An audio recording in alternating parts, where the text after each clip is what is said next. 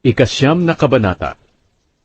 Nang unang buwan ng ikalawang taon, mula nang inilabas ang mga Israelita sa Ehipto, sinabi ng Panginoon kay Moises doon sa disyerto ng Sinai, ipagdiriwang ng mga Israelita ang pista ng paglampas ng anghel sa nakatakdang panahon. Simula sa paglubog ng araw sa 14 na araw ng buwang ito, kailangang sundin ninyo ang lahat ng tuntunin tungkol sa pistang ito. Kaya sinabihan ni Moises ang mga Israelita na ipagdiwang ang pista ng paglampas ng anghel. At sinunod nila ito roon sa disyerto ng Sinai, nang lumubog ang araw ng 14 na araw ng unang buwan. Ginawa ito ng lahat ng mga Israelita ayon sa iniutos ng Panginoon kay Moises. Pero may iba sa kanila na hindi nakapagdiwang ng pistang ito. Dahil ng araw na iyon, itinuturing silang marumi, dahil nakahipo sila ng patay. Kaya ng mismong araw na iyon, pumunta sila kina Moises at Aaron at sinabi nila, naging marumi kami dahil nakahipo kami ng patay. Pero bakit ba hindi kami pinapayagan sa pagdiriwang ng pistang ito? At sa pag-aalay ng mga handog sa Panginoon, kasama ng ibang mga Israelita sa naitakdang panahon? Sumagot si Moises sa kanila, maghintay muna kayo, hanggang sa malaman ko kung ano ang iuutos ng Panginoon sa akin tungkol sa inyo. Sinabi ng Panginoon kay Moises, sabihin mo sa mga Israelita na kahit sino sa kanila o sa kanilang mga lahi na naging marumi dahil sa paghipo ng patay o dahil bumiyahe siya sa malayo, makakapagdiwang pa rin siya ng pista ng paglampas ng anghel. Ipagdiriwang nila ito pagkalipas ng 1 buwan, simula sa paglubog ng araw sa 14 na araw ng 2 buwan. Kakain sila ng tupa kasama ng tinapay na walang pampaalsa at ng mapait na halaman. Kailangang wala silang iiwanang pagkain kinaumagahan at hindi rin nila babaliin ang mga buto ng tupa. Kung magdiriwang sila ng pista ng paglampas ng anghel, kailangang sundin ang lahat ng mga tuntunin tungkol dito.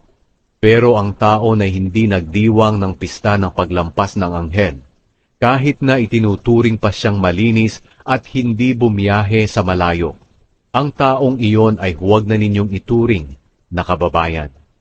Dahil hindi siya nag-alay ng handog para sa Panginoon sa nakatakdang panahon. Magdurusa siya sa kanyang kasalanan. Kung may dayuhan na naninirahang kasama ninyo na gustong makipagdiwang ng pista ng paglampas ng anghel, kailangang ipagdiwang niya ito ayon sa lahat ng mga tuntunin nito. Magkapareho lang ang mga tuntunin para sa mga katutubong Israelita at sa mga dayuhan. Ang ulap sa toldang tipanan. Nang araw na ipinatayo ang toldang sambahan na tinatawag ding toldang tipanan, natakpan ito ng ulap. Ang ulap na ito ay nagliliwanag na parang apoy, mula gabi hanggang umaga. Ganito palagi ang nangyayari. Ang ulap ay bumabalot sa toldang tipanan kung araw, at nagliliwanag naman ito na parang apoy kung gabi. Kapag pumapaitaas na ang ulap, umaalis na rin ang mga Israelita at nagpapatuloy sa kanilang paglalakbay. At kung saan tumitigil ang ulap, doon sila nagkakampo. Kaya naglalakbay at nagkakampo ang mga Israelita ayon sa utos ng Panginoon. Hindi sila naglalakbay habang nasa ibabaw pa ng tolda ang ulap. Kahit magtagal ang ulap sa ibabaw ng tolda, naghihintay lang sila sa utos ng Panginoon at hindi sila umaalis. Kung minsan, mga ilang araw lang ang ulap sa ibabaw ng tolda, kaya nananatili rin doon ang mga tao ng ilang araw.